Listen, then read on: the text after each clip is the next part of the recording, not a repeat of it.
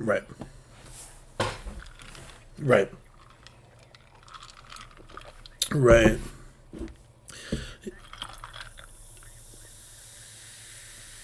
Sure. And I think part of it is like, I don't. Hold on.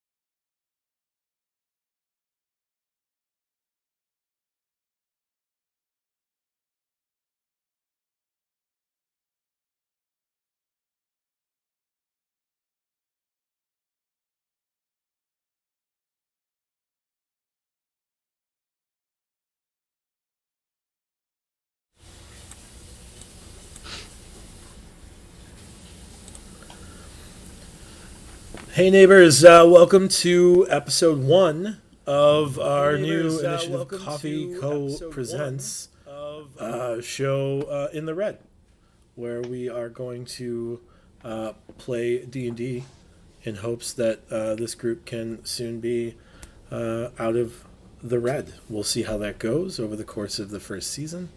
That said, we have some. I'm excited to have some folks with us. The cast is going to be Danny, who has been really supportive of our library programming before it was library programming. Jake, who is the other half of our library programming since all of time, I guess.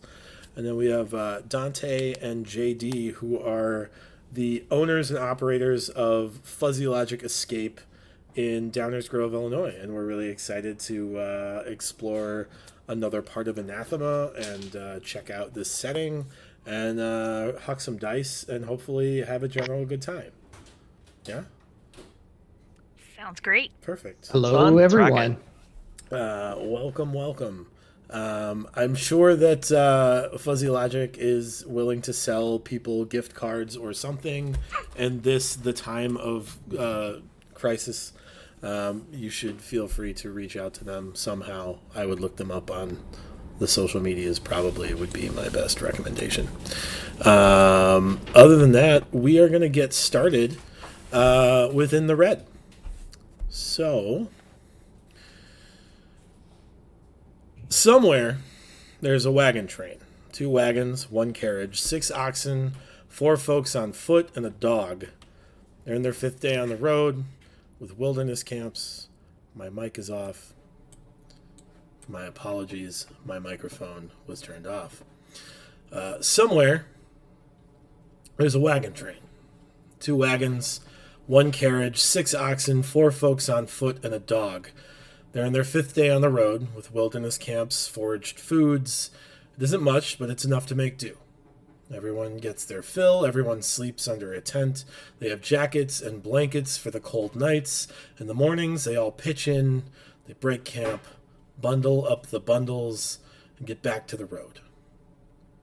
Somewhere there's a wagon train, and a few years ago, they took their act on the road, cascading from town to town with promises of an evening of adventure, of untold secrets, of ambitious competition, and anything but humdrum. They traveled out to the reaches where the Empire barely cares to extend their influence.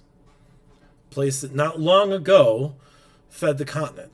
The breadbasket of Vol, some called it. Fields as far as you could ken. The abandoned plains of Bel. Of course, as is the case in most of these situations, abandoned is a relative modifier.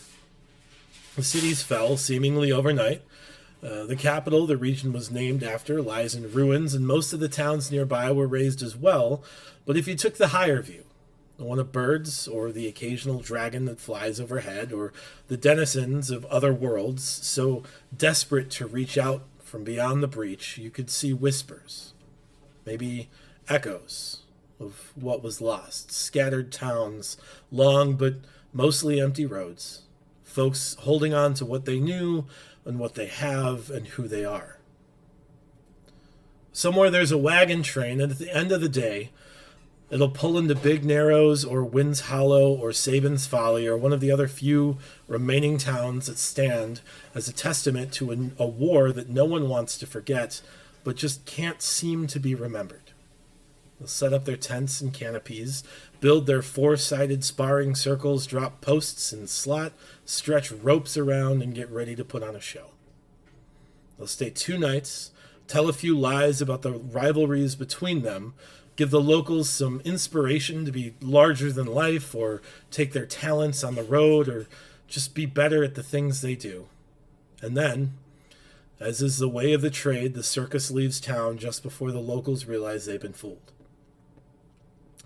Somewhere there's a wagon train. Somewhere, but not here. Instead of the lies of carny folk, those wonderful tales, we get stones. One in particular. This one relevant because of the wheel it just broke. The wheel relevant because of the cart it's attached to. and the cart, relevant because of the 4 lost souls it belongs to, 2 halflings, not as robust as generally associated with the rest of their kin, a muddled white kobold, and a tiefling towering over the lot of them. Our friends, so disparate from the others on the road, the only similarity is a dog yipping behind. A long time ago, the carnival learned how to turn a profit. As it stands, our friends are still in the red.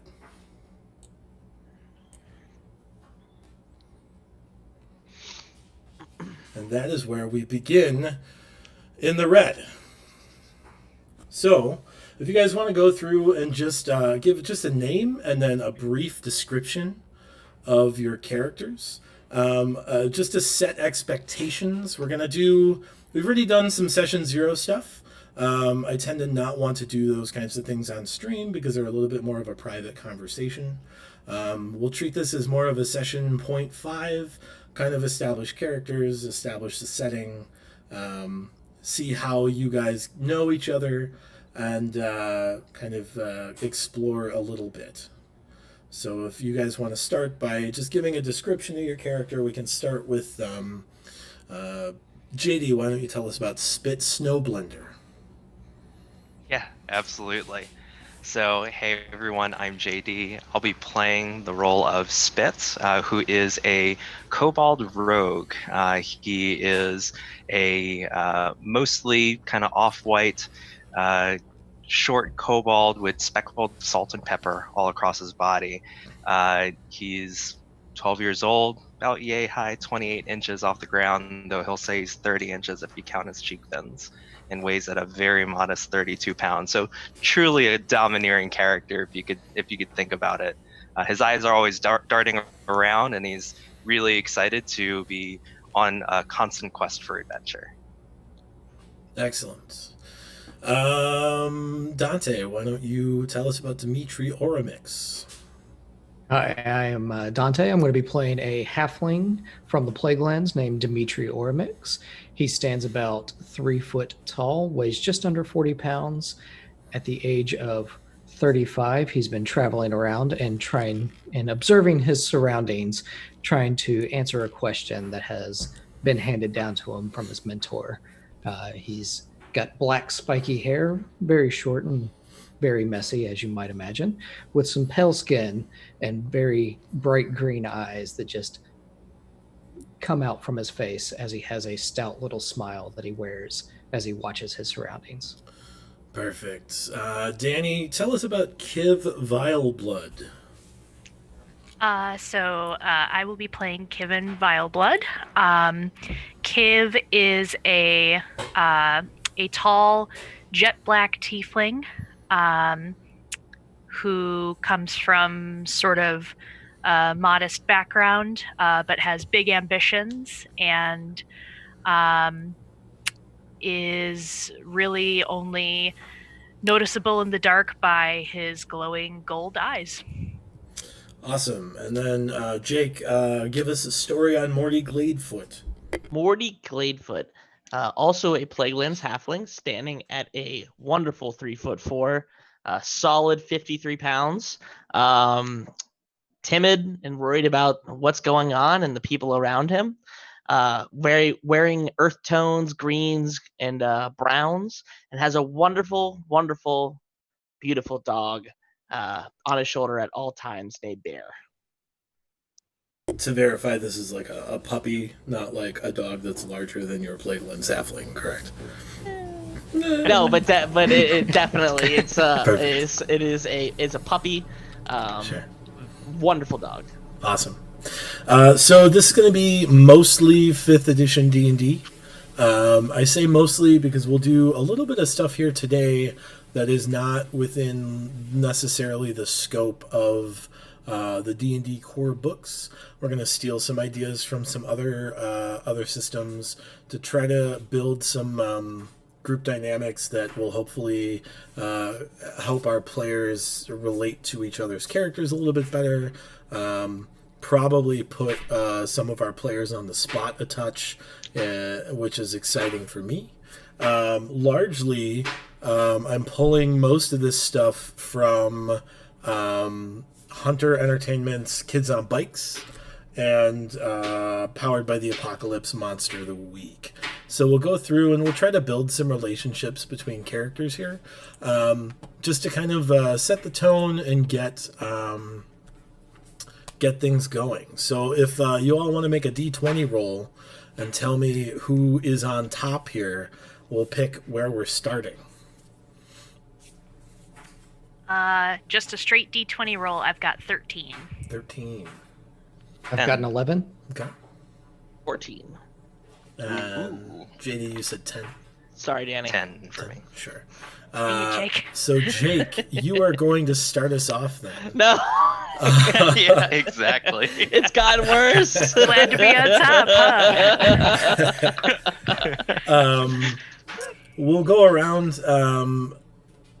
Jake, Yes, sir. what trait about Dmitry Oromix that they despise do you genuinely appreciate? What are they self-conscious about or dislike about themselves that you think Honestly, is pretty great? I am someone who hates crowds. I really like the fact that he's someone like he's a go-getter and is like willing to talk to others. I cannot stand talking to other people. I hate it. I think it's the worst thing in the world. But him, he's my go-to guy. If I have something I need to get done, like anything, he's my guy. So I guess part of this is he's saddled you with some characteristics here now, Dante. You are now an outspoken character who is willing to go the distance socially. I don't know if you were expecting that, but that's a thing that we're going to have to kind of roll with here. You know, honestly, it's because other halflings are really a real big push for me. And, you know, if that's something that maybe he's a little closer to me and like, hey, we're not like that, that's fine. But you know what? I haven't seen otherwise. All See, right. Morty just thinks he's really I was gonna good with say people. compared to Morty. Could be. Morty. Talking to himself, that's the big thing. Sure. So, Dimitri, why are you self-conscious about how outgoing you are? Self-conscious about why I'm so outgoing. Well, Relative to Morty, of course. relative to Maury, well, as a ranger who has kind of lived off the land and worked, surviving through all the elements and all the happenings that have happened over the past 10 years, I might seem like I'm a really outgoing guy, but we'll have to see how that goes going forward. Okay. So then, Dimitri, I guess turnabout is fair play. Pardon me. What kindness did Kiv Vileblood offer you that they don't remember, but you will never forget? I will never forget when Kiv helped me manage to get a proper drink at the bar that we had, or at the pub that we had met at. It was difficult as a halfling to get a proper glass of mead, and Kiv was able to help me along that journey. Sure. Is this because people assume you're a youth and don't feel like you should be imbibing alcohol? Is that why they're concerned about giving you alcohol? That is very correct. Sure. As a halfling that stands just as tall as any child, it's difficult to get a good drink. And Kiv, do you regularly buy alcohol for minors, or was this like a one-time thing? The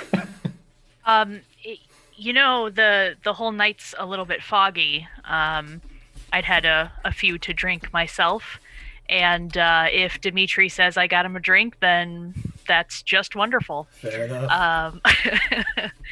That's Dimitri's. I'll plead the fifth. That's Dimitri's outgoing characteristics that Morty says. Yeah, honestly, have. where I come from, you start drinking and smoking pretty young, so Whatever it takes. yeah.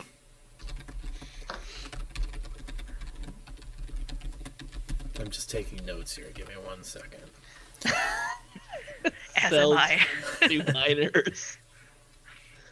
Kiv, what does Spit do that immediately makes you lose your temper every time he does it? He has this thing about messing with my tail. And I don't know what it is because he himself has a tail. And you would think that that would make my tail not that interesting. But for some reason, he just really likes to hang on to my tail and let me drag him along. And otherwise mess with it while I am trying to sleep or write or do other important things. Excellent. It's a really fun tail to play with, and it's what we used to do back in the mountains where we were. My It was tail fun, likes dude. its space. Oh, this is like a kobold like cultural thing. Is you like play with each other's tails? Is that a sign of like affection or? I mean, it could be a variety of things depending on the way that you grab someone's tail. I see. But mostly it was just for game, for sport. We actually used to play like Red Robin and just whip each other around, trying to keep the longest chain of tails that we can, much to the chagrin of the olders in the tribe. I was going to say, I'm sure in Kiv's case, it's just to get on his nerves just a little bit. Maybe a little bit, but you know you like it. He can't say no to cute things. Nice. Spit. What part of Morty's character scares you?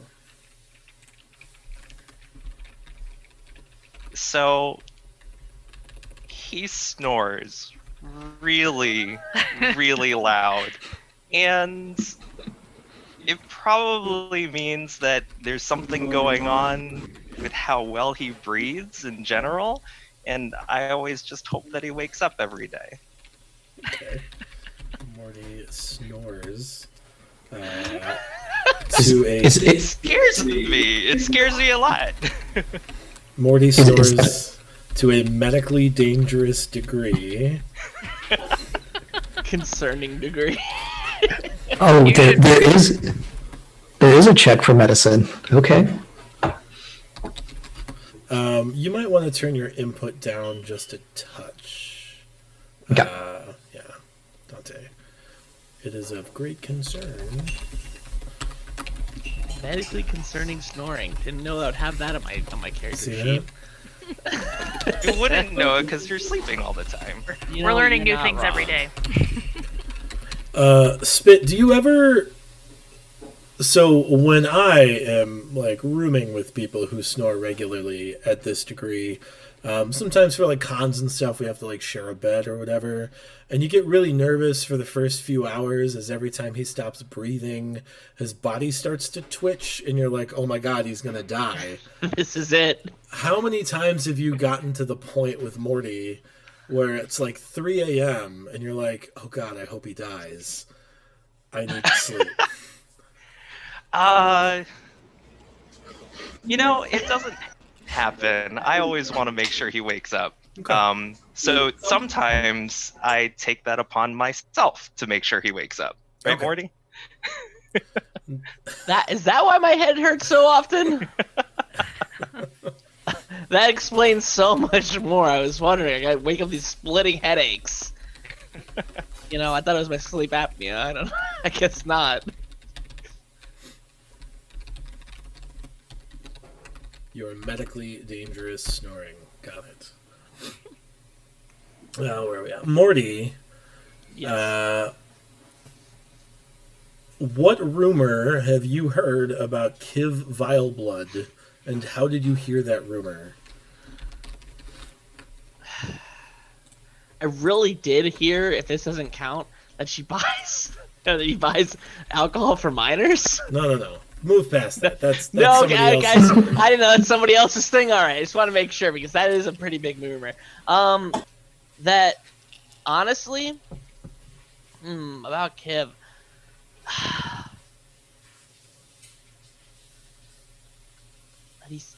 Really enjoys hunting small animals. Even though that's like something that's like really considered like cute,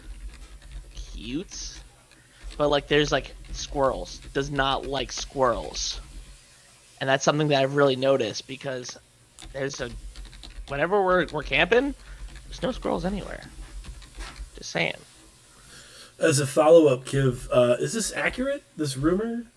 Do you hate small animals, such as squirrels and other animals? Just squirrels. And if not, why do squirrels always, why aren't squirrels ever around when you are there? I mean, I'm not going to say that I've never had to eat a squirrel to survive, because I would be lying. But the truth is actually quite the opposite of that rumor. Mm-hmm. I wonder if people think this because I keep such small company. I just wonder that sometimes. So there's like a limit to the smallness that you can handle. Like small humanoids, okay. Squirrels, no way.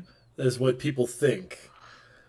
Apparently so. Okay. Maybe someone stumbled upon me eating a squirrel for dinner one night.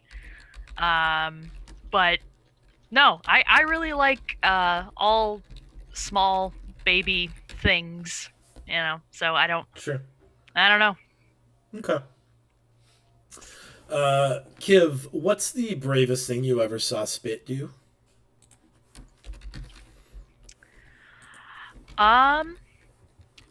So we were not too long ago, in fact only a few weeks ago, we were in a pretty tight spot. We had we had quite a group of bounty hunters coming after us. And most of us were in pretty bad shape, and we were making our getaway, and it was looking very quickly like we were not going to be able to make it out of the town that we were visiting alive. When Spit decided that he was going to stay and fight and try to cause a diversion for us to make our getaway. He was in better shape of the four of us, even though he was still hurting pretty bad. But he made that call and held them off, and we were able to, safely escape with our lives. And, thankfully, Spit was also able to, but he really saved us back there. And Spit, what did you do that allowed you to give them the time they needed to escape? / how did you escape afterwards? So, and I remember that this is what my voice sounds like. So I turned around, looked at everybody, and ran right at them and said, "Me! Eat me!" And I also happened to cast a mirror image of myself, who was also scampering around like crazy. And while everyone was confused trying to think about it, I allowed myself and my mirror image to scamper off, splitting the team that was fighting us. And I went ahead and set up a trap for all of them to be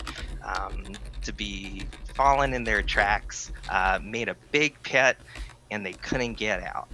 Yep. Excellent.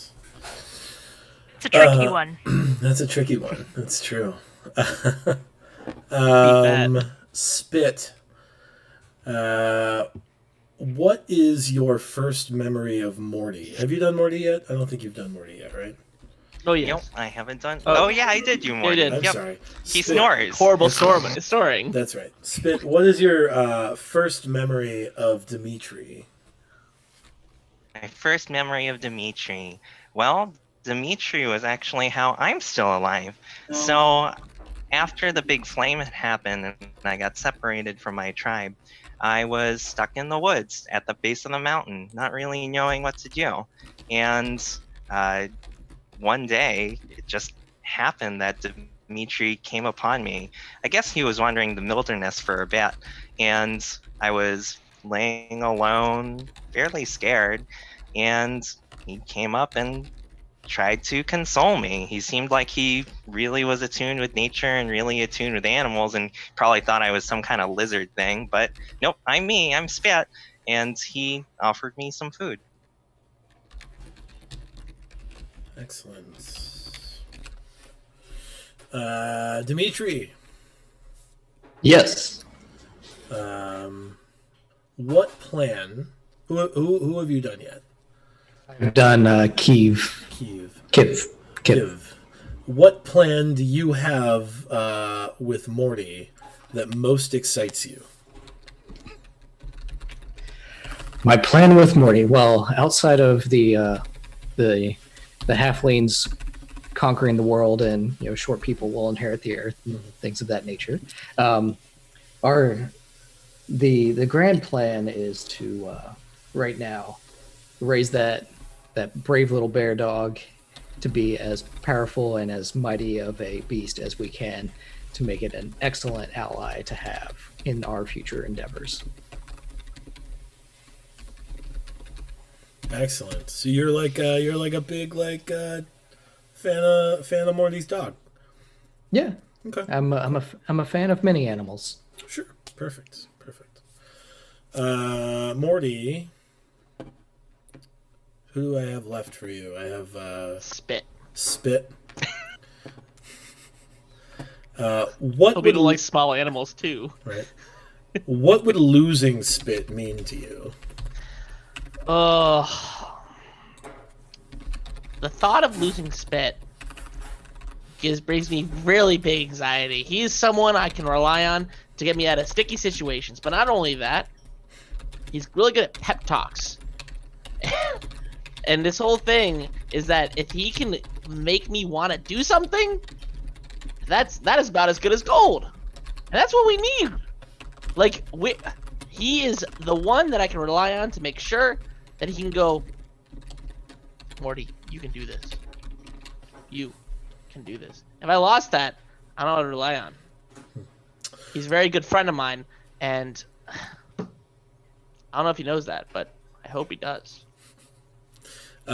Spit, have you always been good at pep talks, or is this a new thing that you've stumbled into? I think it's just all about my bubbly nature, and maybe that's just what they're really attracted to. And, I mean, for what it's worth, if it's worth gold, well, hopefully it's worth gold one day, because I hear we need it.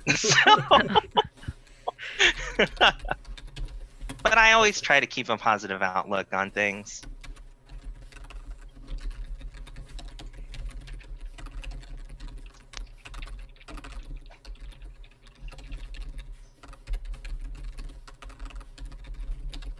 Perfect.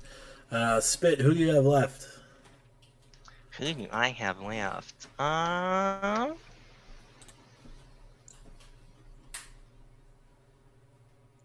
Let's I believe see. it's I have Kiv Kiv. left. Kiv? Yep. Sure. Spit, what are you sure that Kiv is hiding from you?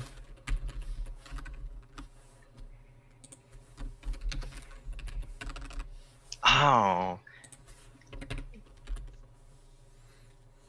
It's really funny because Kiv really, really likes to hoard money. And I understand that. Everyone has their own wealth.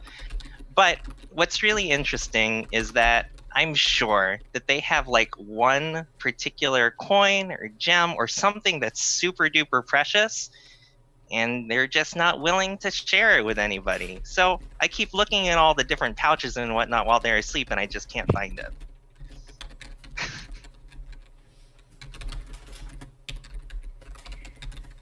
Well, good to know that's why my pouches are out of order every morning. I'm trying to put them back as best as I can. Kiv, do you have a secret item or coin or trinket that you're keeping from everyone? I do. It is not something that is for sale. Therefore, doesn't really concern anyone but me. Sure. What is it? It concerns me. It is. So I have an ear piercing that seems to be missing a gem, and it is a gold speckled sapphire, and I keep that sapphire hidden.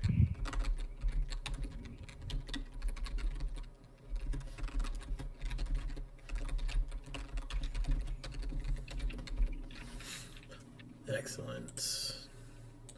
Who are you missing, Kiv? I think Morty? Morty? I believe so. Sure. What did Morty do that you resent them for?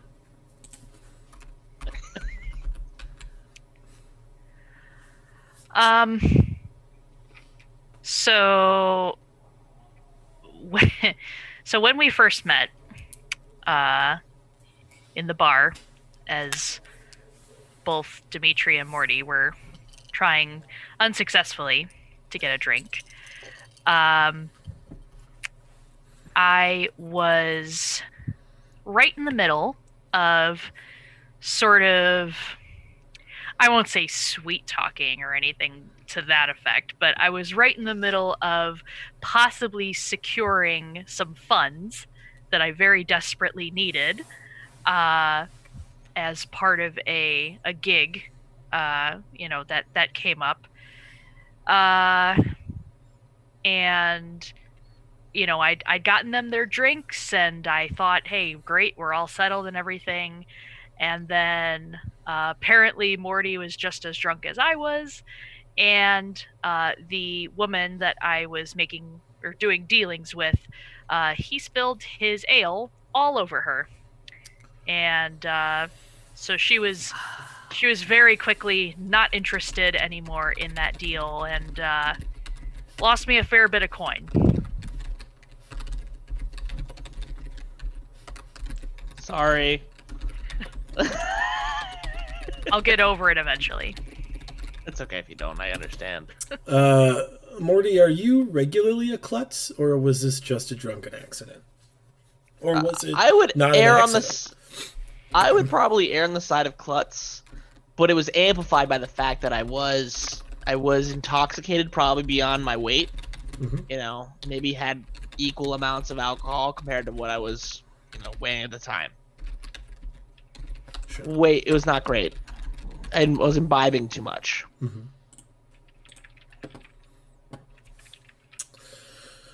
Now we're in the bonus round. You ready?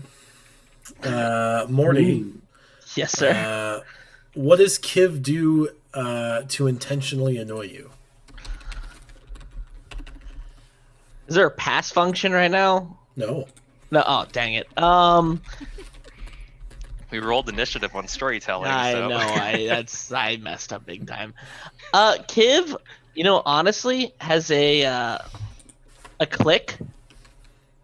Like when she's thinking really intensely and like going, and she just, and like it's more like out of the side of her mouth, and like it ruined. Yeah, that's she just did it, or he just did it. It's awful. I don't know how somebody can pay attention. It's just I can't even. I don't know how someone can sleep. I don't know how somebody can sleep. And he does this thing because he's very active at night. So like I hear the clicking and I'm just like, I'm not sleeping tonight. And then next thing I know, my head hurts the next morning. I don't really get it. Sometimes when I'm writing and I have a really big brainstorm and really great vocabulary happening, I just gotta let it out somehow without waking everybody up, so I may as well click and just wake you up. Eh, that's fair. That's fair. I'm sorry. Let's consider ourselves even for you spilling the drink on that woman. Kiv, how often is this like a subconscious thing? And how often do you just intentionally do it to irritate Morty? That is relative depending on Morty being within earshot. So I would say majority of the time, it's probably just subconscious. It's just something that I do. If Morty is around, 100% it is just to get on his nerves. I get it.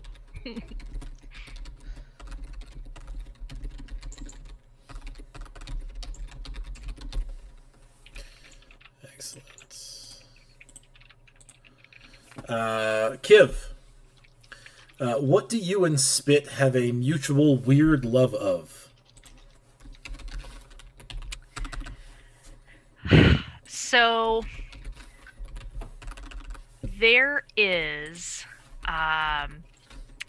there's a very small town that we've visited on our travels, and they have a little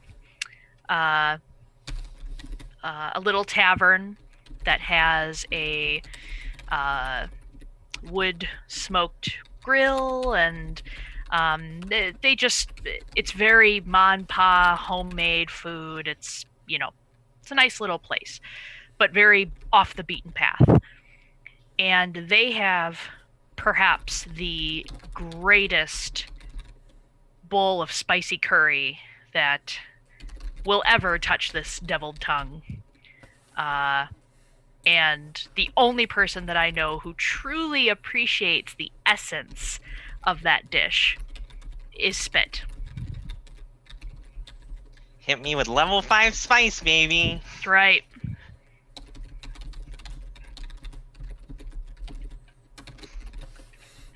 Spit, why do Dimitri and Morty not like this delicious curry? It's just not in their palates. I mean, look at them. Clearly, spice isn't part of their backgrounds. Is that a cultural trait of halflings? They're not keen to spicy foods? I mean, certainly not like what we are. I mean, Sure. She just talked about her devil tongue, and I've got a forked tongue. I mean, show your tongues, guys. Oh, is it a tongue issue? Is it? It might be. I mean, we've got the right taste buds for it, so it might actually be like genetic. It might be the tails. Maybe the tails like balance us out where we can just handle that kind of thing more. There you go.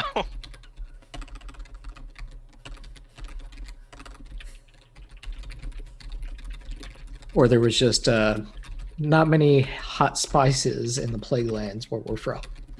I agree with that. Honestly, eating corn so often, never had that Fair enough. extra.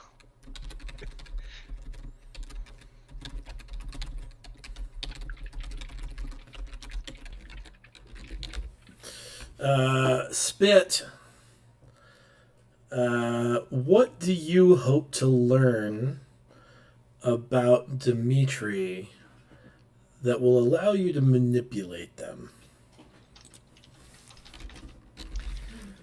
I want to know. I want to know what his favorite animal in the world is. And once I do that, I'm going to plot a big surprise party where we'll find one of those animals, we'll figure out how we get it, and then we show it off to him. And then I'll say, we'll give this to you only if, and then we'll find out what that is when it happens. Fair enough.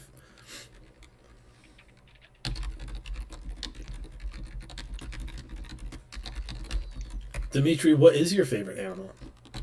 My favorite animal does happen to be the wolves, the family of wolves.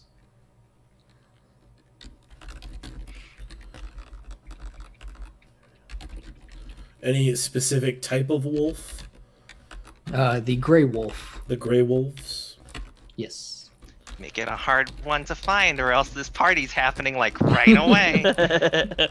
That's how our scene starts at the party. I mean, look, I'll take that over dire wolves any day. It's true. Nice. Dimitri, based off of your knowledge of Kiv, how are they different than their rest of their family, tribe, cultural heritage, etc.?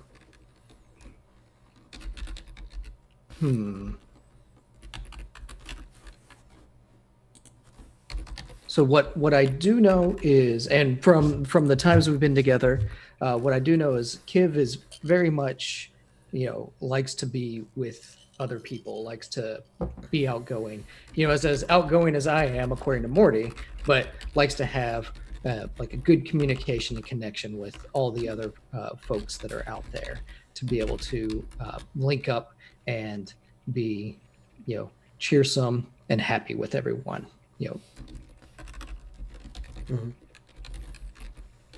Instead of, I believe tieflings were they always kind of, because I'm also trying to remember all the races and things. They're always a race that has kind of been looked down upon or something like that. I forget. Sure. I'll have to bring up. So there is a bit of a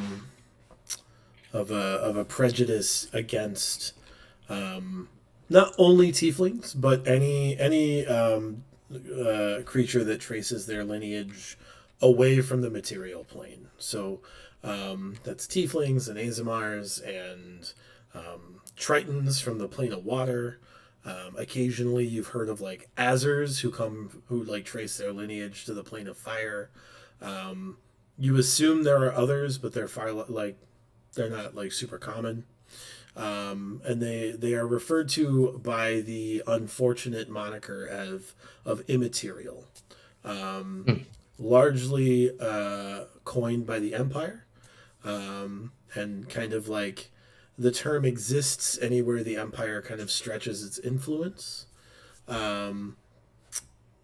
Beneficially, in this region that's been largely abandoned, there's not a lot of control, right? So we'll see how that plays out. This could be an opportunity for Kiv to kind of not have to worry so much about those general prejudices, because there's enough other things to be concerned about out this far from civilization. But who knows, it might, it could be an isolated community that has doubled down. There's not really a way to know, having not been that way. But excellent. And then who's left? Who hasn't done a fourth one?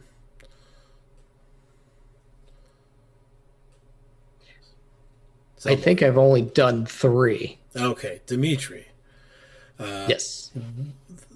There is a town that sees Morty as a local hero. He has stumbled into being beloved in this town for some reason. Why is he beloved by this town? Morty's luck is a very grandiose thing. He managed to be in the right spot at the right time.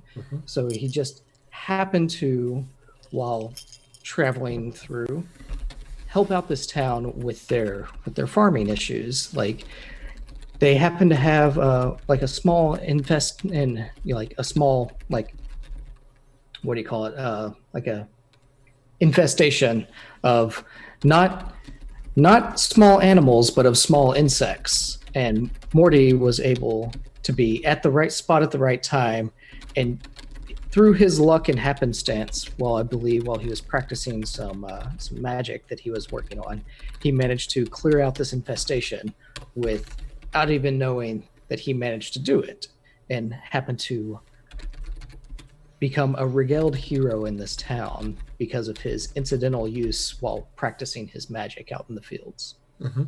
What kind of bugs were they? Were they bees? Were they gadflies? Were they silverfish? Oh, that's awful. All of those are awful. I would say they were probably like boat flies or bot flies. Bot flies. You know, yeah. Worse.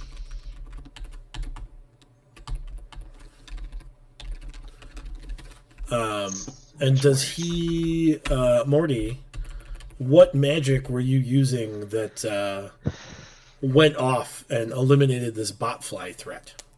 This apparent large nest of botflies that was plaguing the community. I don't know. I had recently stumbled upon a book, Mhm. and that book came out of like there was after the eternal flame sparked. Mhm. There a few years later, I guess what would happen was there was like a ruins that like happened, and I found a book there. Mhm. And I just felt like naturally like you don't go and like just take books. That's a bad idea. But like this one, I walked up and I was like, and like as I opened the first page, I was like, still like, eh. And what ended up happening was I found a picture of a really rough drawing of a female, and I can't read any of the scribbles. It gives me headaches reading it. I don't the headaches and then getting waking up with headaches. I don't know. It's really not great. Mhm. But I felt something very different here. It did. I think the word you people use is magic. Magic. I'm not a magic person. I'm like, and nothing would happen. And there, I had the opportunity. I guess happenstance that there's bloat flies because those are disgusting by themselves, and I just felt repulsed by them, and an energy came out of me. I don't even say it's magic, but like an energy came out, and it eliminated the gross, vile threats that were there, and let me tell you, that was scary. I don't like that. Those flies are gross. They're not good for anyone's health. Excellent. Spit, how long have you guys been traveling together? We've been traveling together for, gosh, like probably a year and a half now.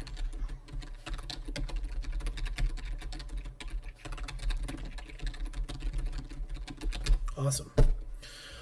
So now that we've gotten a little bit to know about your characters, and you have been assigned some new traits and responsibilities to deal with, I don't think anybody.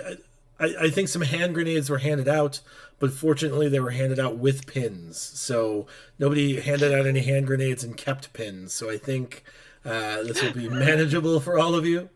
Sorry, Danny. So the next thing we're going to do is we're going to go over some kind of like story scenario situation, kind of how you got to where you are. But before we do that, I do want to make sure that everybody gets a chance to kind of step away and get some refresh their drinks if they want. So why don't we go ahead and take 5 minutes.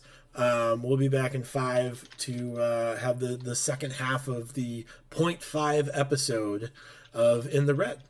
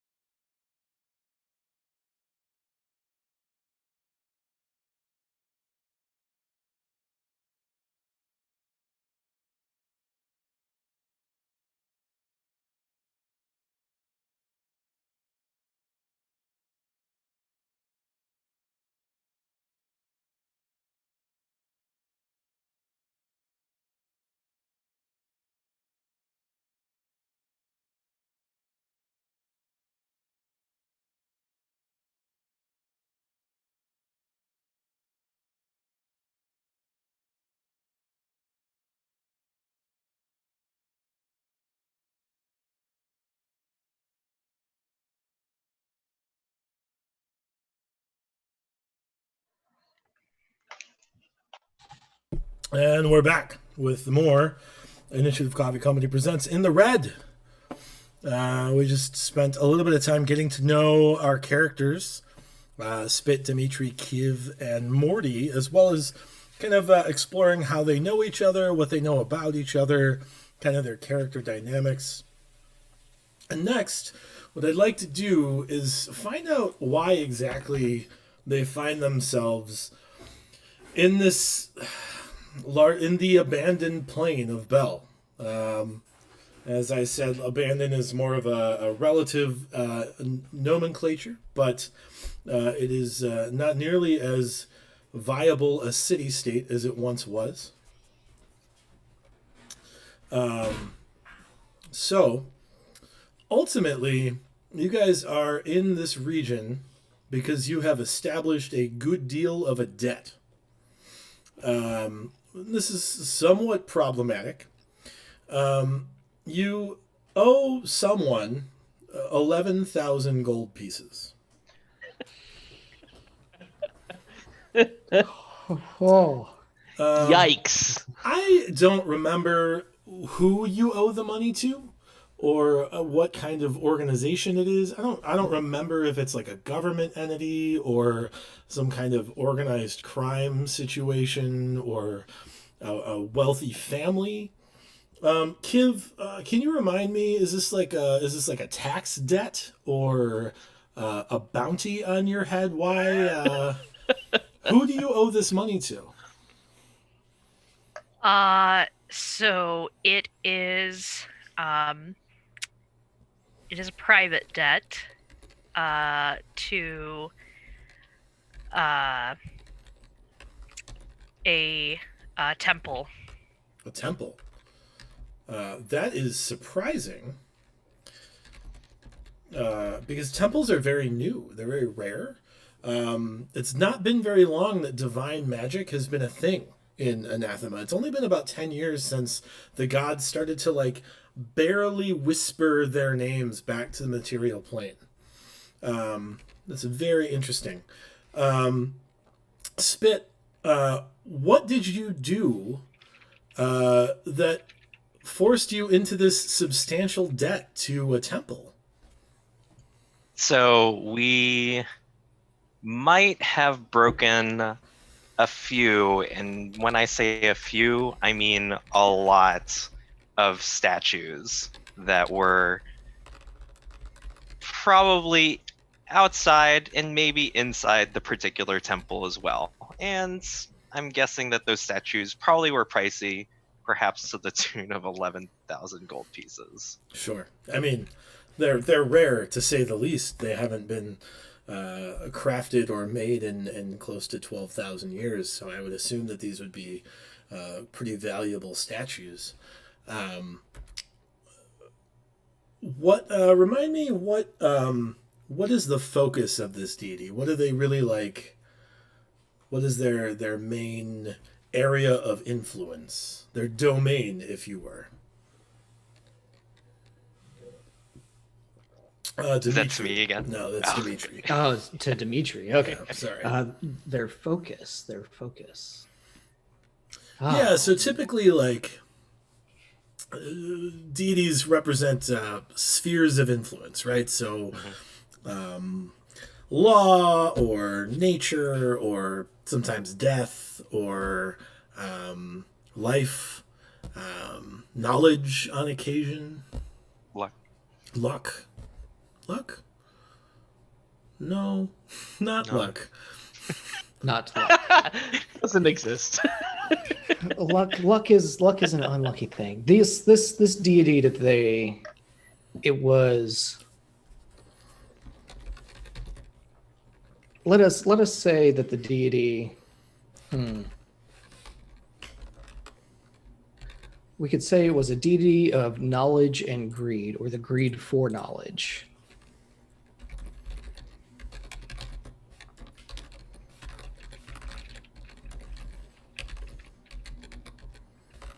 Excellent. And would you say that this deity that is so focused in avarice, is he He's probably not a good deity, right? Would he be more like a neutral deity or an evil deity, Morty? I think with the greed for knowledge, I would say it's more leaning like you could balance on the neutral to evil, but I would say it's more on the evil side because power can potentially lead to evil, and the more information you have leads to more power, and that could be a very negative thing. And Kiv, how long have you had this debt? So this was this happened very shortly after we started traveling together. We decided to kind of gang up and take on the world, so to speak. And unfortunately, when you are a young adventurer and you don't entirely know what you're doing in the throes of battle, accidents happen. Truth. Spit, why did you destroy these statues? It was an accident. Sure, it was I an keep accident, telling but- people it was an accident. But what were the events that led up to the accidental destruction of these statues? So I was playing with Kiv's tail, and this is probably why he really hates it, because it's related to our debt. I was playing with Kiv's tail, and he whipped it, and I went flying through the air, and the statues were just aligned perfectly to just domino, one right after another, and I just saw our demise literally crumbling in front of us, one slow descent at a time. There was nothing we could do. There was nothing we could do. I mean, We make that the title of the stream. There was nothing we could do. That's the title of this episode. I think you guys have a lot of autonomy here. Mostly autonomy for other people, but that's, the way of it. Excellent.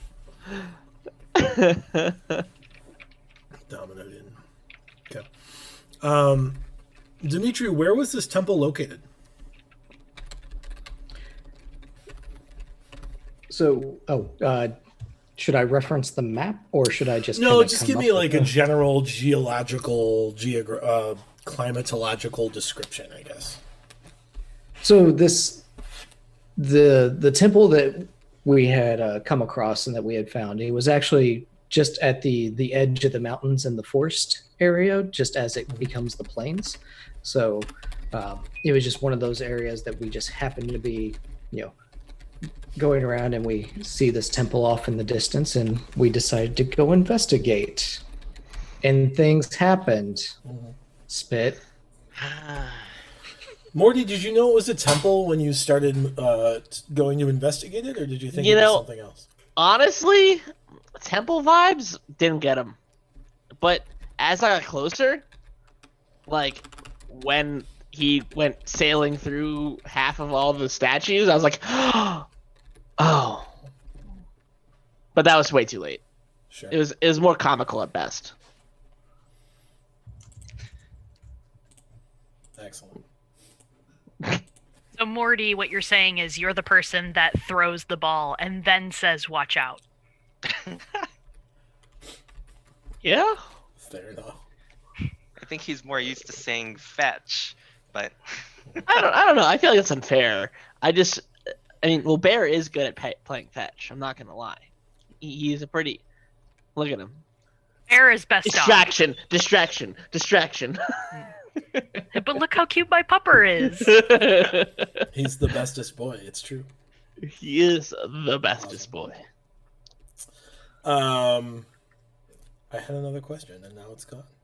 That's It's because he's the bestest boy. It's because he's the bestest boy. Yeah. Kiv, in the last 10 years, doors have really opened in terms of like exploration, right? So there's this like archipelago to the south of Vol called the Glass Shores, where some folks have gone to set up a town called Commonwealth. There's a new continent that was discovered to like the northwest called Grand Munsung, where when it was discovered, there's an entire like species of what seemed like tall, stronger kobolds. They refer to themselves as dragonborn. And it's interesting because they have a very clear and distinctive heritage based off the dragons that you're familiar with the stories of, right? So there's like white dragonborn and green dragonborn. Occasionally there are dragonborn that have a clearly split heritage. So you'll have like a copper dragonborn whose scales are tipped with almost like a patina green, right? In addition, there's some like continent way out to the east that people have been kind of exploring, but sometimes they go there, but very few come back. And then there's Bell, which is more well known, but maybe not as profitable. Why have you all decided to explore Bell to fulfill this debt, rather than focus on the other, like, much more exciting, like, new explorations of Grand and Sang or the Glass Shores? Well, while these farther places are fascinating, and I'm sure I can speak for everyone in saying we all would like to explore them at some point. But realistically, if there's paid gigs anywhere, it's where there's more activity and more potential for activity to happen, and that just seems to be in this region. Just we're more likely to find work and try to get out of the red, so that maybe we'll be able to sneak into some of these places and check them out. Sure.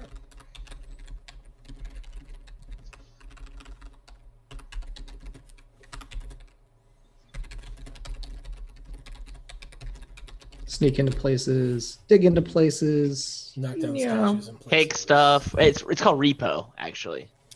Repossession. For sure. Repo, yeah. Uh, It's safer that way. Dimitri, when you guys came to Bell, did you come by road, river, or the sea? We came by the road. The road. Sure. The road.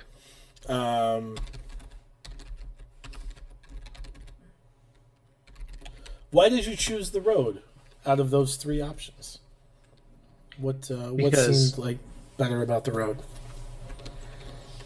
They always say there's the road less traveled, and as we traveled those less traveled roads, we had our little caravan of our own wagon, just traveling around searching for our fun antics to happen, is why we came from the road.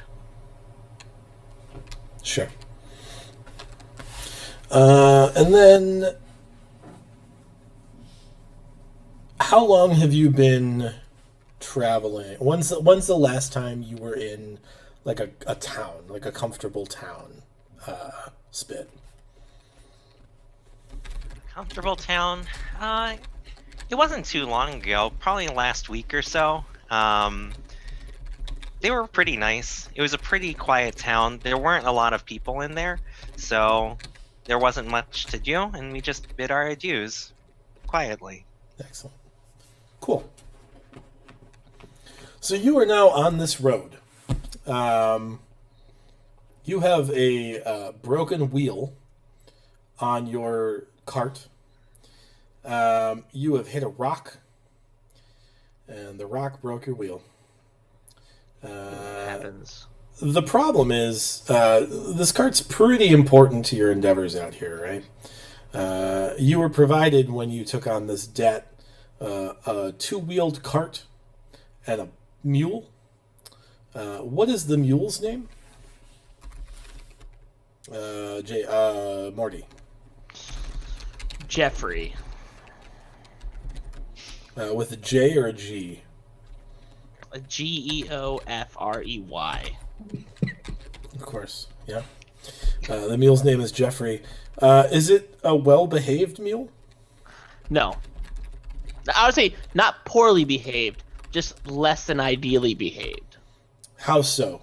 When you want him to go in like important times, he's like, yeah, let's do it. He's self-aware, but like when he's angry and like he's like feeling a little hangry and he needs a Snickers, he needs a Snickers and like goes and does this himself. He's not too much of a fan of like when he doesn't get what he wants.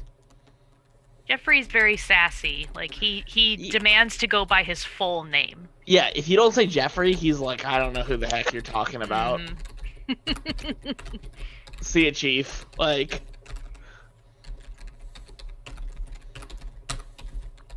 JD, that joke. Perfect. Excellent. So, causing natural roadblocks in the game. if we take a look, I have transitioned the stream map, and it will catch up soon. We'll figure out a better way to let you guys see it in real time. We're there. I like it. Perfect. You guys are coming on this northern road here, right? Pretty far to kind of at the edge of the map. You've come by this road. It comes through what is largely a timber province. The capital city of that province is Rainwall. The road lies between what used to be the one forest until they decided to put a road through. It's referred to as the Black Timbers, right? In the That's north, where we're currently traveling through? that's where you've just come out of. Okay. Right.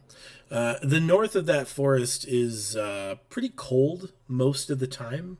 Think like boreal, almost subarctic, kind of like Canadian forest. Maybe probably not like Alaskan, like not that cold, but like middle to like southern Canadian forest is what you're looking at.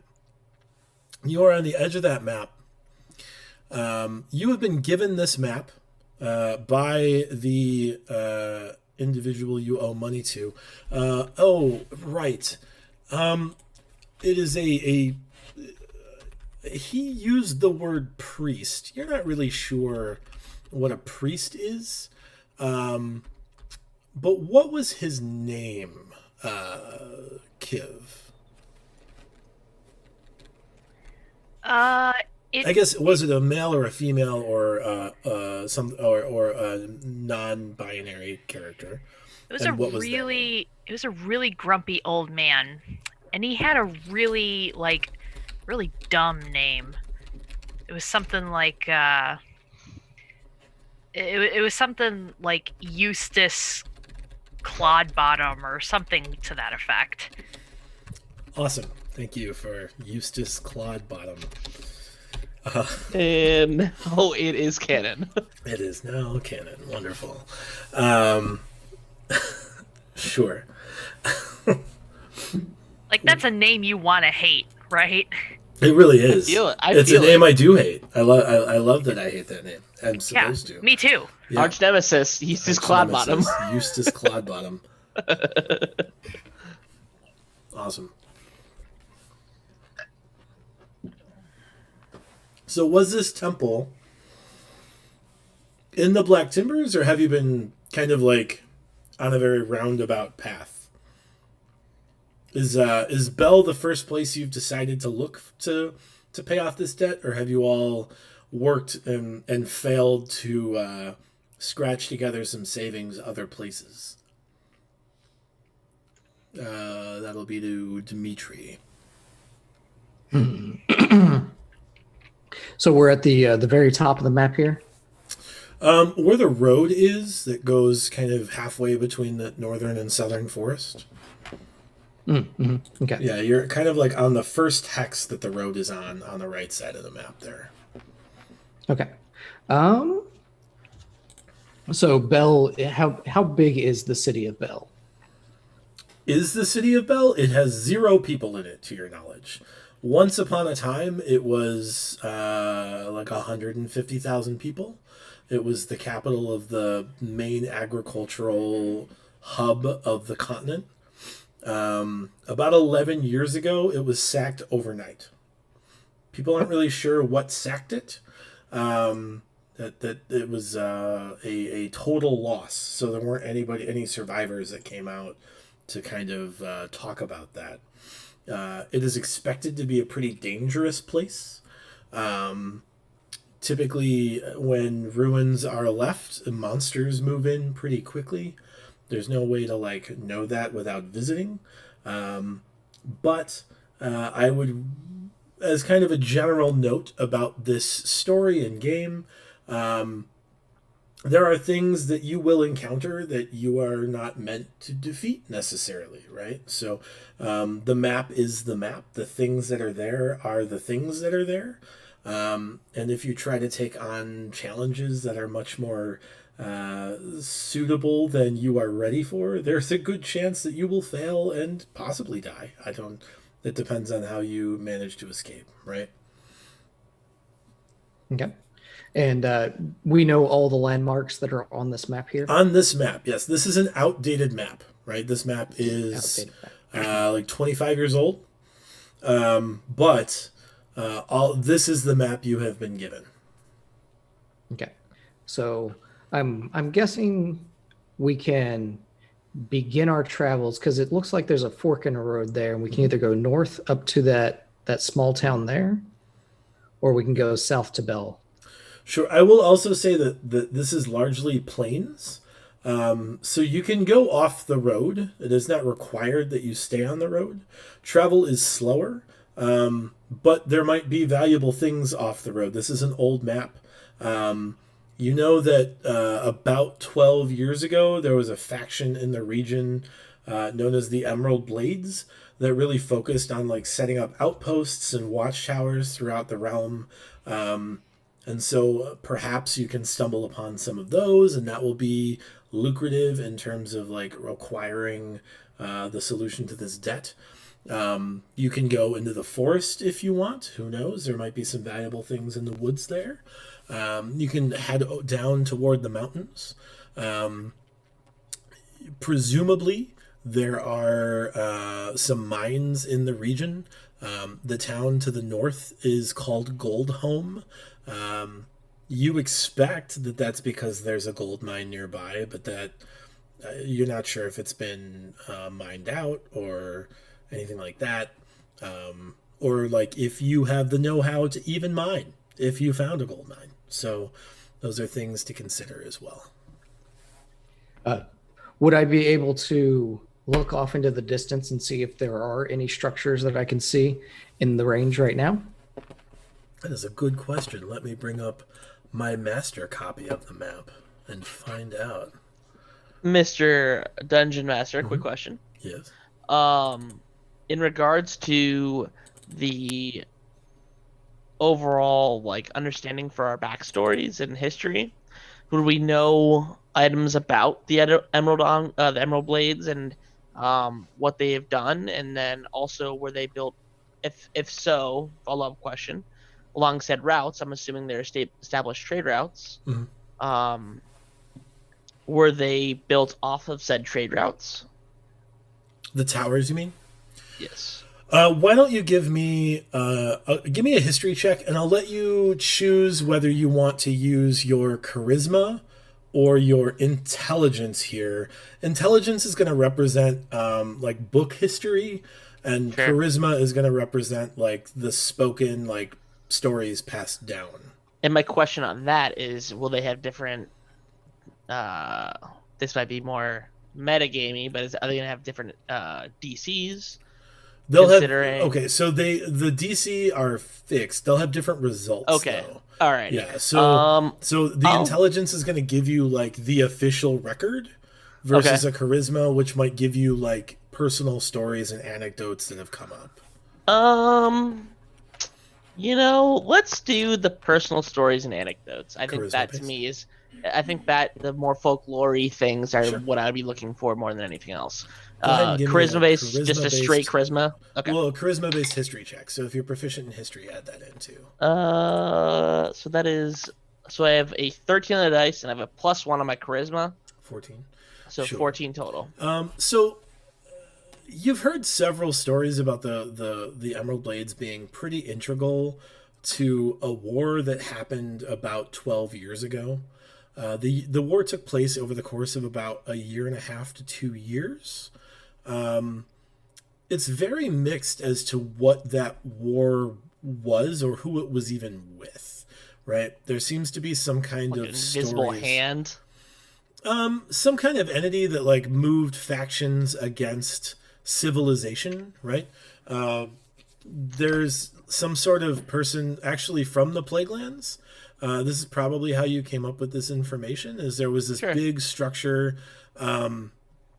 After seeing the temple that you have ruined, you get the idea that this was like a grandiose temple beyond the scale of the one that you have made OU Straight up money. messed up. To the point that one day the temple was lifted up out of the ground like 300 feet and just started floating, and still does, right? The person in that temple apparently put factions together to wage a war against the empire and all of civilization, and was somewhat successful. It's expected that the sack of Bel occurred as some sort of offshoot of that war. Do I know if that said temple became a flying temple was a good or bad aligned person because of the offshoot of that happened that caused Bell to be sacked? Would I immediately assume that it was a negative or a not positive force? I say There are negative, but like you have not heard any stories representing this priestess in a positive light. Almost ubiquitously, almost unanimously, these stories are negative toward this priestess. She is referred to as Calamity Incarnate. She is referred to as the Great Deceiver. And you have the expectation that it's just bad news. can I push a step further in this? This might be an overstep of being the class side I am. The Calamity Incarnate, it's a bad person. Is there anything beyond that I can gather? Or is that just knowledge that's out of like my scope? Well, you tell me, how would you try to gather that knowledge? How would you have tried to gather that knowledge? Seeing that there's temples that exist, and unless you tell me otherwise, the one that we totally trashed, we played bowling through, but with a kobold. Were there any documents or any maybe hieroglyphics or any hieroglyphics, loosely speaking? Are there any timelines that might have been loosely etched out in any of the ideas or anything that was like put out there at large? Mhm. That I could have been like, oh, this is something that's important because it's not the main temple, of course. Mhm. But if I feel like a main temple flying up 300 feet in the air is something that might be of record. Make a religion check, Sure thing. and you can use int or charisma here as well. Oh, I got proficiency in religion. Okay. 16. 13 up to Sure. 16.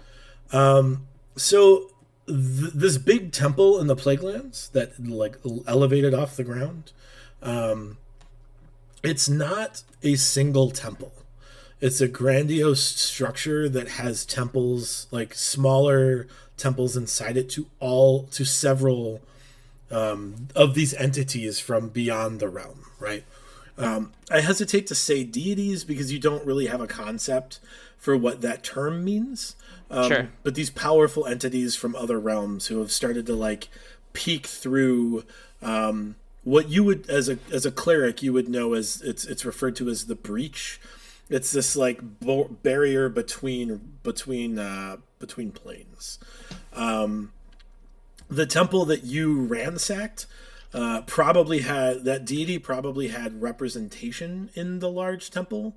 The large temple was known as Everhaven, and it seems to be that it was just a collection of all of the knowledge of the faiths. Would I believe that this whole thing that happened, the breach, we're indicating that that originally was for this horrible, not good person that's like the calamity incarnate. But you're saying that this grouping of potential deities, is that encompassing good and bad? So yeah, it does encompass both. Largely, she Was the host of anything? Like she was a host, and it's like, She hey, was- welcome to my party, kind of thing. Yeah, she was in charge of the city and temples, as in like a administrative role. When she set off to wage war, most folks in that town have she is not spoken well of in Everhaven, right? Okay. So she's considered a betrayer even by the town that she was in charge of. What was the other question? I'm sorry. More so like the others that quote unquote breach through. Sure. Are they good or bad, or is it only like, hey, it's the bad person party? Hey. No, it's both. So it's good, Okay. bad, and indifferent in terms of like a good versus evil spectrum. The breach doesn't necessarily refer to like a thing that happened so much as like a physical space between realms, like the More like a portal of sorts. so like the barrier itself between the realms is referred to as the breach, and it's largely seen as like a wall, basically. But that wall, when this war happened, started to get small holes in it that allowed these entities to kind of reach through. I think that's the extent of my knowledge. I don't think I would actually truly know too much beyond that if I Sure. did. I mean, there's some training involved was- when you took up. It's the cleric scribbles. this. It's Yeah. the scribbles I saw. I was like, Yeah, oh, some- it's the breach. Something is talking to you, and it might be a little spooky. But who I'm knows? scared. Yeah, It's sure. Bear. Bear's comforting me, so I don't lose my mind. Right. And it's my sleep apnea. So Dante, I don't want to get off too far. I mean, we got pretty far off. That was pretty tangenty, but I think it's valuable information. It's fine. Dante, you were asking if you could see any structures, right? Well, like if I look off in the distance, since we're on a journey of searching for things and searching areas, if I look off in the distance, do I see anything that's just kind of standing out that's poking its head above like the sight line or anything of that nature? Sure. So each of those hexes is going to represent about a day's travel. Okay. And there's some like tall grass, so you don't have like a firm like ground level view in like days in any direction. But you do see 1, 2, 3, 4, about 6 days away. You see a couple of like scattered. Make a perception check. All right. Let's see here. Big. 14 plus 6, a 20. 20, sure. 30, 20. So, way off in the distance, you can kind of make out maybe a small settlement. It's tough to really get a good look. It's probably 6 or 7 days travel away. But it looks like there's a couple of structures that maybe they're ruined, maybe they aren't. It's tough to tell. But they're still standing, and that's a good sign. Mm-hmm. Is this along the, like, do we see it along the road or is it off the Yeah, off the so road? it's on the road. It's on the road? Yeah. So party, do we feel like, hey, I see these structures off in the distance. There's a bit of ways, but should we start our journey towards these structures, or should we Hey, dig a I hole see right that here? our wheel is really broken right now. I could spit Oh, on right. it and it'll stick. Because my spit is really, really sticky, and that's how I got my name. Well, after we repair our predicament that we're in, should we What's- head towards this? what kind of condition is our wheel in? That's totally jacked up to the point of like not working. So most of the Pretty spokes rocky. are Is it broken. square and we need to be like circle? No, so like it's like an inner circle of wheel with some spokes that lead to an outer circle of wheel. And of the 6 spokes that are normally there, 2 of them are broken, which is problematic because like it will bear less weight that way. And I haven't seen all of your sheets, but I would expect that most of you are not surprisingly strong.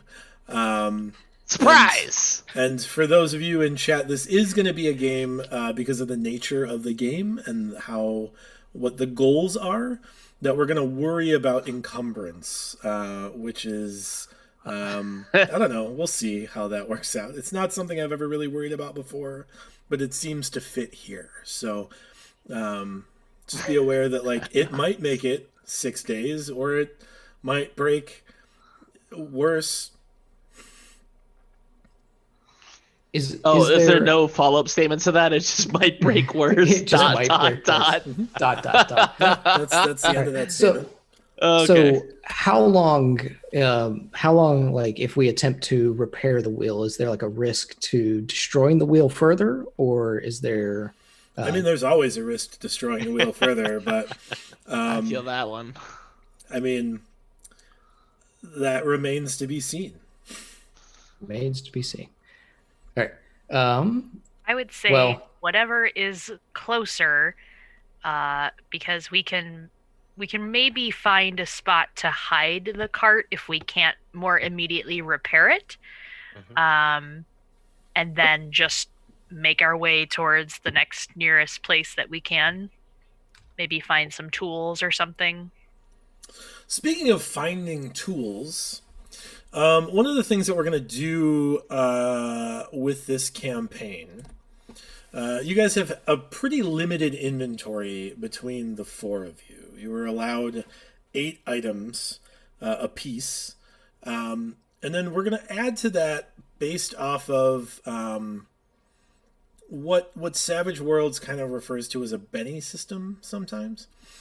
So what we're going to do is every month, based off patrons on our Patreon, we're going to give you all a pool of bennies that you can use to when you need a thing, they can give you you can cash them in to get a thing, and we'll kind of talk about what each benny is worth. I think in the primer I said 40 gold. Does that check out with folks? Does that seem to? We can go into the specific details. I'll look and we'll talk about it next time on stream. But currently we have you have 4 bennies that you guys can use. So between your inventory and these 4 items that you can potentially add, you can either try to fix the cart. You don't have to. You can kind of abandon it somewhere, but What's that it will. holding? So since we are kind of like splattered onto the map a little bit, is there something that we're currently traveling with? I hope it's not like a hey Kiv, what's going on in the current wagon situation? But is there something that's like being held in the wagon that we're returning from something? Is it? My expectation is the thing in the wagon is your stuff. It's 11,000 worth of gold. Right. It's It's the our stuff you have. I know that some of you have pretty low strength scores, meaning that like just your inventory alone would leave you lightly encumbered at least. So this wagon provides you with a way to move your crap around and not have to worry about moving at disadvantage or moving at speed penalties or being stuck with disadvantage. Let me pull up my All right. credit card. I see. Hey, Let's get through this. I would vote to try and fix the cart Me because too. because I'm the tall one, meaning I probably have to carry a lot of things for everybody, and I prefer not to do that. Well, maybe this will help. And I got a shovel, and I'm assuming that the main part of it like not the I don't know how it's fashioned. I'm assuming metal and then wood and then metal. Mhm. I can seem to be like, hey, this is worth something. As I unceremoniously look at my shovel and go, I don't use this. Looks rather new. You should totally dig a hole just to start the quest off. Yeah, I figured there was an exclamation point somewhere, and that's where I'll start. If not that, I can totally intentionally use it as a part of a spoke. It's Not the whole possible. shovel, not the whole shovel, at least. The metal, remove the metal, you got a spoke. Sure. I mean, there are some. Somebody make a survival check for me. I have pretty high will. survival, so I I've have got +5 to survival. Oh, yeah, I that's also all have you. better plus than that. 5. Y'all I've- can I've do got- it. I've got +6. It's got plus You. 97. Let's go with the You plus do. 6. You do that one. So the other Yes. thing, I know Y'all that good JD and Dante, you're pretty new to the game. One of the things that you're allowed to do is on checks you can do what's called assist, which would grant advantage on a roll. So if, for instance, Spit assists Dimitri in the survival check, he would get advantage on that roll. But in kind of balancing that out, typically when I run tables for these kinds of checks, it's one roll, right? So if Dimitri rolls a 7 on his survival check, your group has rolled a 7 on that survival check. And that's kind of to avoid the whole situation where, like, I rolled a 7, I also roll a survival, I also rolled a 7, I roll a third survival. That just doesn't jive well narratively, mechanically. It kind of slows things down. But also, like, the obvious one is like the rogue searches for traps and rolls poorly. Why would you distrust the rogue's ability to search for traps? That's what he does, you know.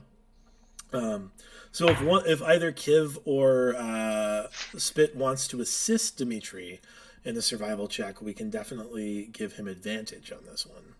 Spit will assist Dimitri. Perfect. So Dimitri, you're going to roll 2 d20s, add your modifier, and then tell me the higher of the two results.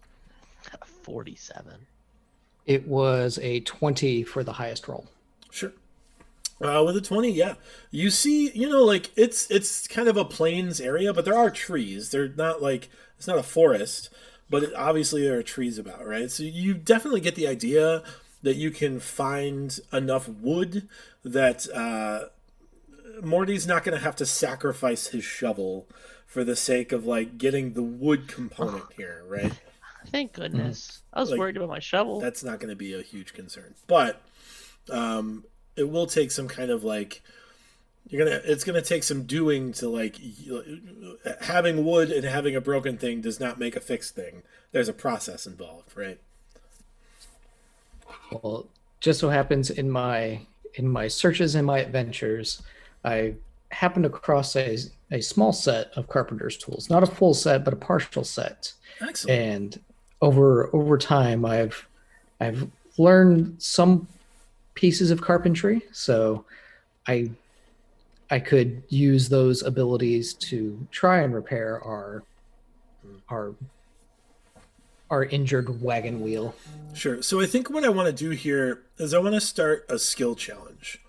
What a skill challenge is we'll go around and we'll do a 2-round skill challenge. Each of those 2 rounds, you all are going to tell me what skill you want to use, how you'd like to use it to solve this problem. And there are a couple of caveats, right? So the first concern is the same skill can't be used more than once in a round. So if Dimitri uses carpenter's tools, nobody else gets to use carpenter's tools this round. The second caveat is that the same person can't use the same skill 2 rounds in a row. So you can definitely use carpenter's tools for one of them, Dimitri, but you're not going to be able to use them for both, right? Mm-hmm. Kiv, why don't you go ahead and start us off? What skill or proficiency would you like to use to help solve this problem?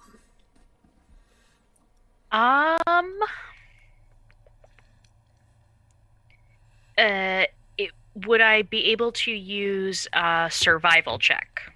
How would you use survival?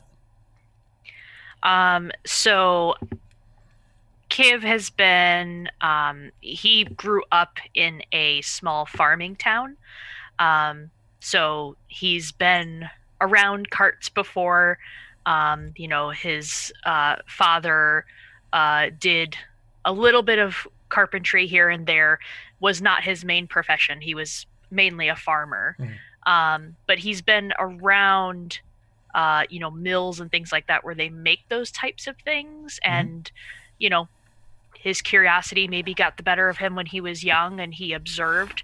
And, maybe from memory can try to take a look and see if he can find what's out of place. Okay, yeah. Yeah, kind of improvising equipment. Yeah, I'll let that be survival, sure. Okay. Just 1d20, right? Yeah. Okay. 18 plus 5. 23. 23. Math is difficult. Sorry. No problem. Spit. What skill or proficiency would you like to use? Spit's going to use a perception proficiency. Back when I lived in the mountains, we didn't really see a lot of travelers come by, but when they happened, we knew that they were really bountiful. So I'm not unfamiliar with what's just happened here because we used to set traps just like this to make wagons stop dead in their tracks so we can grab food that we needed for the rest of the tribe. So I'm going to scamper over to the wheel, scamper underneath the cart, and try to see what mechanisms that I'm familiar with that I need to make sure don't get compromised or that we need to reinforce. Sure.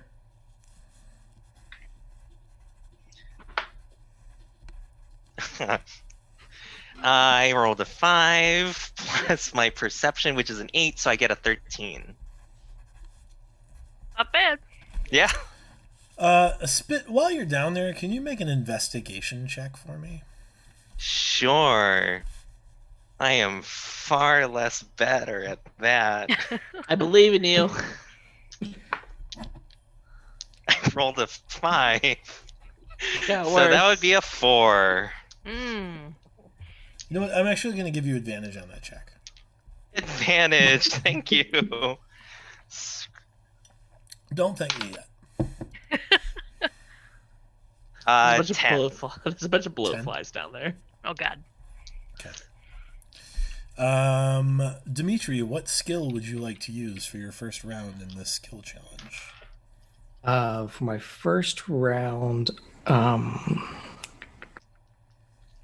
what trait uses carpenter's tools? Is it So that's going to be an intelligence roll with proficiency. with proficiency? Okay, then I will utilize. We decided it was half your proficiency. Yeah, half Right. proficiency because it's not. I'm not It's not a fully. full set, right? It's not a full set, so You're I will like do. a stagehand, not like a carpenter. Yeah. Yeah. Yep. Sorry, it's how I'm facing my microphone is why it gets really high. I apologize for that. All right, so I'll do intelligence plus a half proficiency. So 13. So that'll be a 16. 16.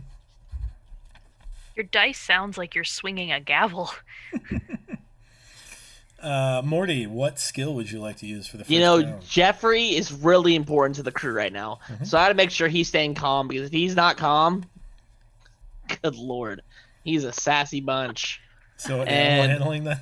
Yeah, honestly, I think animal handling is the clue here because he could be an essential tool moving forward. Because if he's not, he could kick out another spoke, and that's bad He's news. literally the tool that moves this. He whole thing literally forward. is the tool. We don't got the strength to move said bunch of things. Yikes. That's a 12. 6 up to a 12 because of that.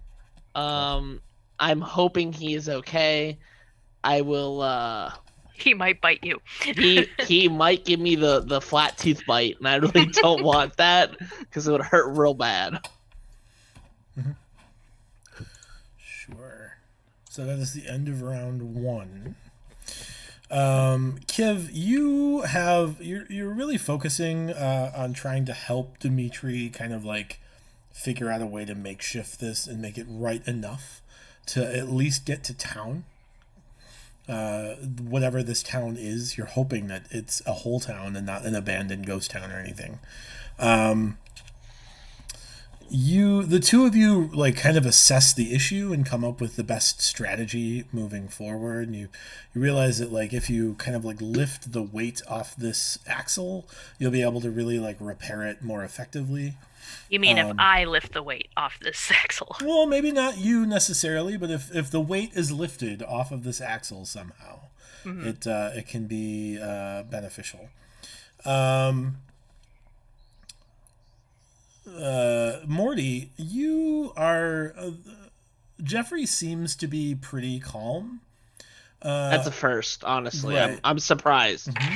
But while you're kind of like tending to Jeffrey, Sure. you remember that you have a mule because it's strong, and there might be some benefit here in terms of like maybe you can use it to find a way to like move the weight off of this axle, right? Like you see some trees around, so maybe you could like tie. If you had some rope, you could tie Jeffrey to kind of over a tree and kind of like to the axle to like lift it a bit.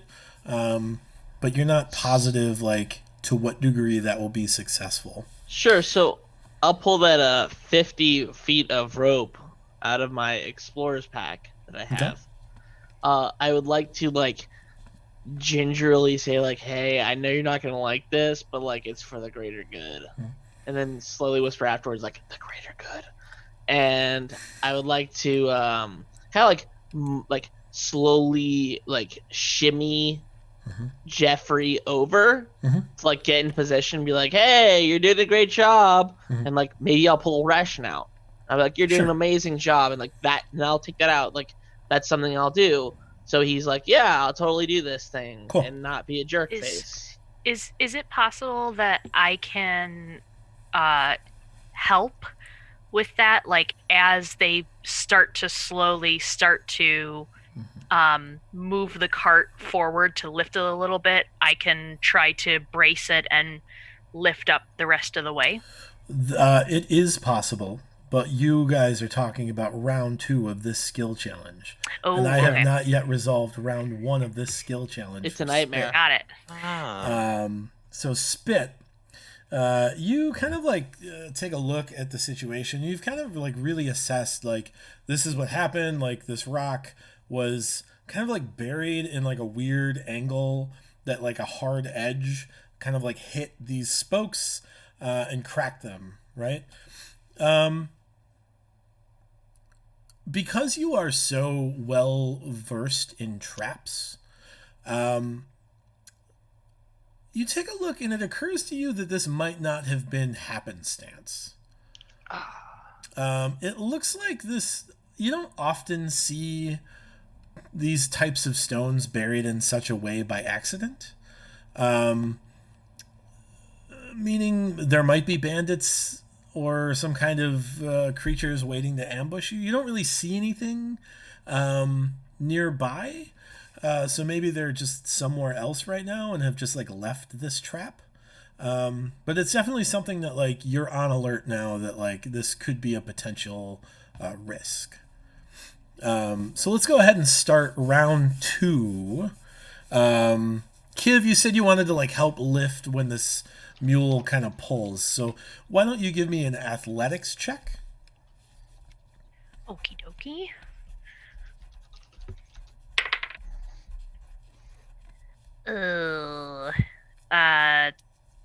12 with my bonus. Okay. I'm not terribly strong. Sure. Morty, why don't you because you're trying to like coax this animal a bit, why don't you give me a persuasion check here? Okay. Those are words. Persuasion, okay. 9. 9. Real I solid 9. thought the ration that I gave him would have given me some more like oomph, but apparently Oh, you know what? Jeffrey You just did No, feed him. Go ahead and subtract 1 ration from your inventory. already did. And then I'll give you advantage on that. Oh, thank 9. Awesome. It got worse. It got worse. Happy It that got the we same, did that. but, yep. You know, Jeffrey's just moody right now. He's That's excited and irrational right now. Okay. Dimitri, what would you like to do in the second round of your skill challenge? So with the carpenter's tools, I haven't made anything just yet. I'm just kind of looking at how I did that. So, and you were saying, so do I know the information from Spit about this, the trap that, or the rock in the ground, or is that all in his hands? He has not shared that information yet. Okay. I would like to make. I'll make an investigation check to see if what the materials that we have and what we have available to us, it is possible to repair the wagon. Sure.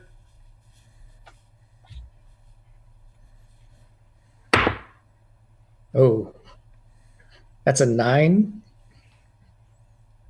Total Oof. or That's total. okay. And Spit. Shoot, and I can't use perception again because Correct. I just used it in my previous one, even though you literally served me a perception check cue on my platter. Oh gosh darn it. And I can't use acrobatics right now, can I? Because Kiv used it. No, Kiv used athletics. Athletics? Oh, I am totally using acrobatics. So what I'm planning on doing with Spit is he's right now underneath the wagon, and the wagon is like a covered wagon, right? No, it's a 2-wheeled cart. Like it is It's a a single cart. axle cart. Yeah. Maybe acrobatics isn't necessary.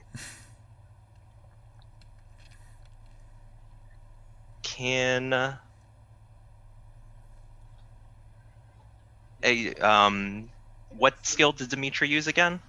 Dimitri used Investigation.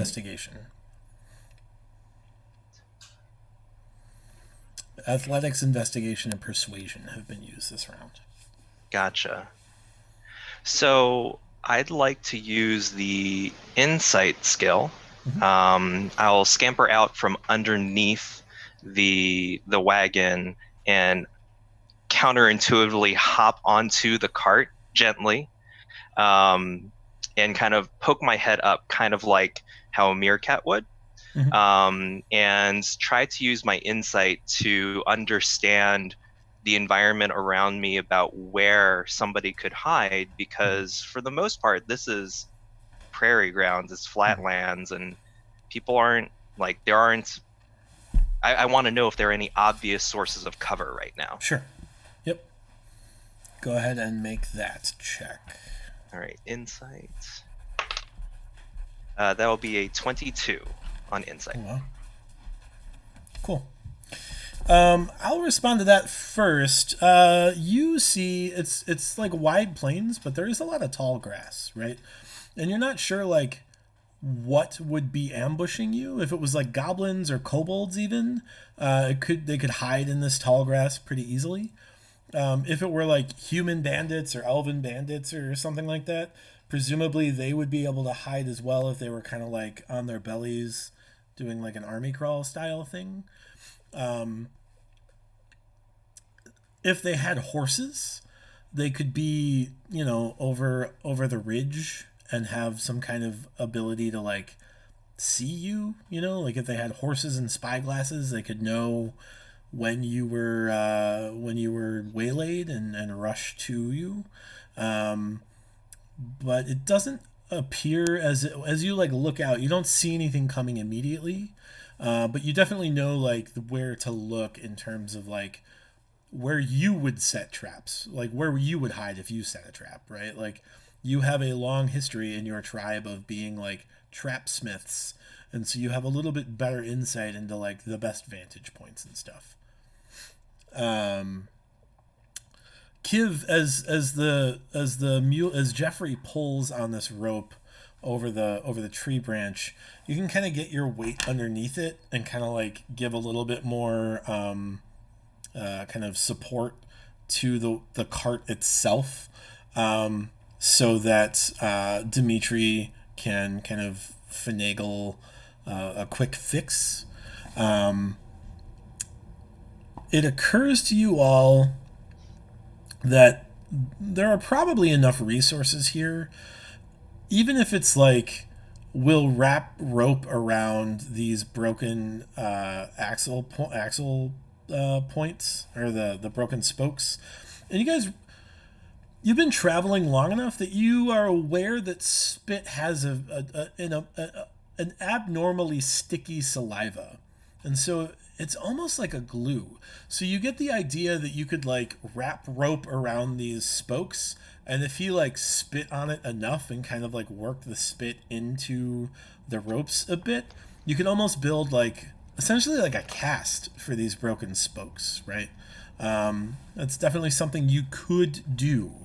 So what would you all like to do in terms of a course of action here? Spit wants to spit. I was gonna say, spit. You want to be gross? Perfect. Oh, I love being gross, but I do want to like. My behavior was that of like on alert, so I would just want to say like, guys, we better be careful and let's kind of make a move on it. So, let me know when I need to Hakatui it. Do we tag in? Is that where you? Hey, we'll do some like surveillance, and it's like, like as soon as that happens, like God. what's the dealio? So while Kiv and the mule are lifting up the wagon, could I like fashion a kind of a support for it real quick so that Kiv's not having to hold it up all the time? Yeah, sure. Like what are those? The blocks that you put cars on after you like lift blocks or whatever. Cinder blocks. Yeah. For sure. Blocks. My back thanks you. So largely you have been fairly successful in this skill challenge. So it's going to set the DC that I will ask one of you for lower than it would if you failed all of your skills, right? So what I want to ask for is Spit, since you are by and large the one doing the Kiv's doing the heavy lifting, but you're doing the functionally useful lifting, right? Like you're the one going to do the repairs here. Because you're using your own saliva. I'd like you to make me a nature check at advantage for your own nature. And then we'll see how successful you are.